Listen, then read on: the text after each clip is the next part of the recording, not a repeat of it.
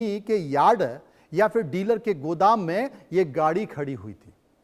इतनी पुरानी गाड़ी को डीलर ने बिल्कुल नई कार के दाम पर ग्राहक को बेच दिया। सबसे गंभीर बात यह है कि गाड़ी की बिक्री के समय ना तो कंपनी ने और ना ही डीलर ने डॉक्टर साहब को यह बताया कि यह कार बाजार में मिलने वाले E20 पेट्रोल यानी कि 20% इथेनॉल मिश्रित पेट्रोल के झेलने लायक है कि नहीं, जबकि देश में E20 पेट्रोल तेजी से लागू हो रहा है। अब तो आप अगर पता भी हो तो क्या फर्क पड़ता है, डालना तो आपको E20 है ना। कोर्ट ने दस्तावेजों का अध्ययन करने के बाद इस बात पर कड़ी नाराजगी जताई है कि कंपनी ने इतनी पुरानी गाड़ी आखिर बेचते समय बताया क्यों नहीं या चेतावनी क्यों नहीं दी, क्योंकि वो E10 के कंपैटिबल के लायक थी। E10 डल सकता था, 20 नहीं डल सकता था। कड़वी हकीकत यही है कि इस पूरे मुकदमे की सुनवाई के दौरान कार निर्माता कंपनी का पूरा जोर इस बात पर रहा। देखिए, सरकार कुछ भी बोलती रहे, लेकिन कार कंपनियां क्या कह रही हैं, डीलर क्या कह रहा है, उसका पूरा जोर किस पर था कि गाड़ी में कोई भी मैन्युफैक्चरिंग डिफेक्ट नहीं है।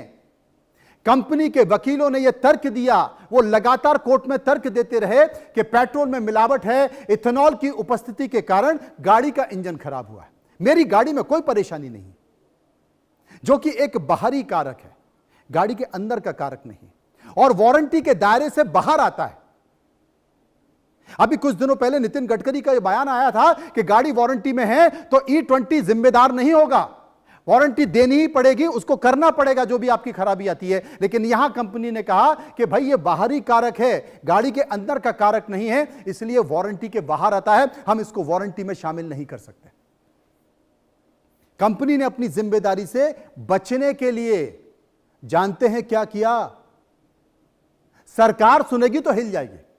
कंपनी ने अपनी जिम्मेदारी से बचने के लिए लैब टेस्ट की रिपोर्ट भी पेश कर दी उपभोक्ता कोर्ट में, जिसमें ईंधन में एथेनॉल होने की पुष्टि हुई। लेकिन जिला उपभोक्ता आयोग ने कंपनी के इन सारे कुतर्कों को सिरे से खारिज कर दिया, सीधे कंपनी और डीलर को कटघरे में खड़ा कर दिया।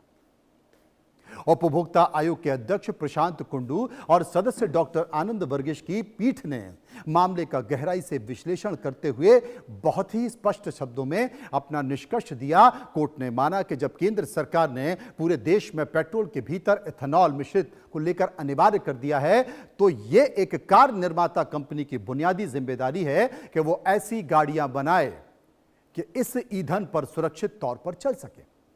अगर कंपनी जनवरी 2023 में बनी ऐसी कार बेच रही है जिसका इंजन E20 पेट्रोल को सपोर्ट नहीं करता है, इसकी जानकारी ग्राहक को नहीं दी गई है, तो वो सीधे तौर पर सेवा में गंभीर कमी है। कोर्ट ने यह माना कि ग्राहक ने अपने नियंत्रण के बाहर के कारणों से गाड़ी में वही पेट्रोल डलवाया जो पूरे भारत में सरकार के द्वारा पेट्रोल पंपों पर तेल कंपनियों को तय किया गया है, डिफॉल्ट के तौर पर मिल रहा है। ऐसे में पेट्रोल को दूषित या मिलावटी कहना यह गलत है, क्योंकि यह सरकार का फैसला है।